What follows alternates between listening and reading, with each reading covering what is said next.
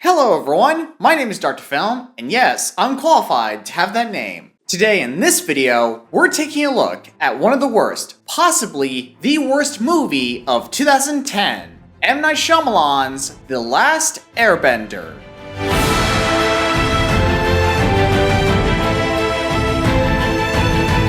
Now yes, I'm fully aware that this movie has been talked about to death over the last 14 years since it was released. But can you honestly blame me though? This movie resurfaced online for a couple of months, especially in light of Netflix's new series, Avatar: The Last Airbender. So I thought this would be a good time for me to review this movie and discuss why this movie is so bad after all these years. Now keep in mind, I'm not going to disrespect the actors or the director in any way. Like I said, this is a review, except in this case, I'm reviewing a really, really bad movie.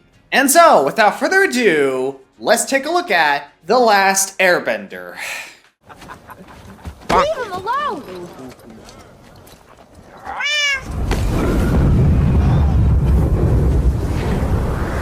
What? What? Cast and characters, whatever. Before we begin, let's first take a look at some of our castings here, and see if we recognize some of these characters from the show. Let's see here. We've got Jawa, Jasper with a ponytail, Jensen with a beard, Slumdog Millionaire, soon to be Monkey Man, and last but not least, the pizza guy from Spider-Man 2? Go! It's pretty obvious at this point that all of these actors and actresses were terribly miscasted, and their performances didn't really help their characters either. These characters have no emotional moments, they barely have any character arcs, and don't get me started on Sokka, played by Jackson Rathbone. I know he wasn't right for this role. Take this scene for instance, and tell me yourself that you think this actor is right to play Sokka. No one is taking anybody away. What a joke! Have none of the filmmakers even watched this show? Do they honestly think that this is how Sokka acts like in the original series? No, absolutely not! In the animated series, Sokka was charming, funny, and an awesome warrior when he needed to be. But in this movie, this version of Sokka barely does anything except moaning or complaining about everything. What would you do if they tried taking me away? I'd kill them all. Do you need a hug, Jasper? Huh? You need a hug? Well, then too bad, because I'm not gonna give it to you. Let's move on.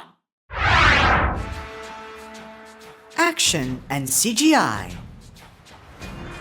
Now, the action in this film was slow, boring, and not really impressive to look at. Take this action scene for instance, where Zuko and Aang fight together against an army of Fire Nation soldiers. It looks awkward, vague, and it's so obvious that the extras are waiting for the actors to make their move. And the effects doesn't really help this scene either. And speaking of effects, the CGI in this film looks pretty much outdated at this point, especially in scenes where there is bending. In the show, the bending looks seamless and fast, and at times the bending scenes look beautiful, especially to this day. But in this movie, the bending looks pretty much like this.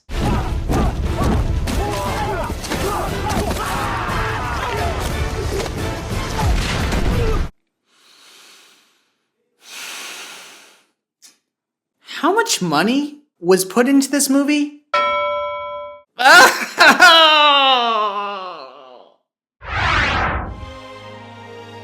The story.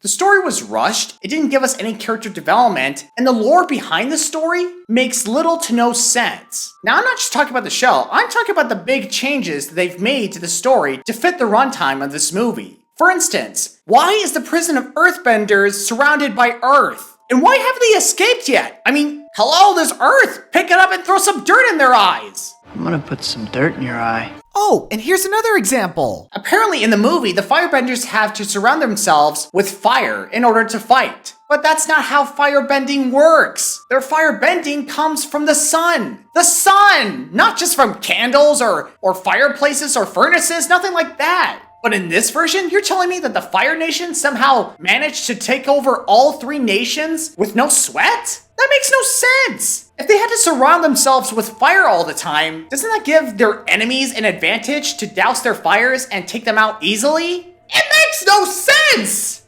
Oh, son of a language. Overall, my friends, this movie gets a 4 out of 10. Why? I think we all know what kind of movie this is, don't you think? I mean, wow. Just wow. I can't find a one single good thing about this movie. It's astounding to think how much this film gets it so wrong on so many levels. This was based on a series that people grew up watching. A series that was filled with memorable characters, great action set pieces, beautiful animation, and spectacular storytelling that was way ahead of its time. And quite honestly, after watching this movie, I can't wait to watch the Avatar series on Netflix. There have been mostly good reviews, and judging from the trailers and the clips I've watched, it honestly looks like they're taking the original source material very seriously. And I'm glad to hear that it got renewed for a second season. I do hope that this series finds its footing from season to season. All I can say is that this movie serves as a cautionary tale, and let us dearly hope that something like this will never happen again anytime soon.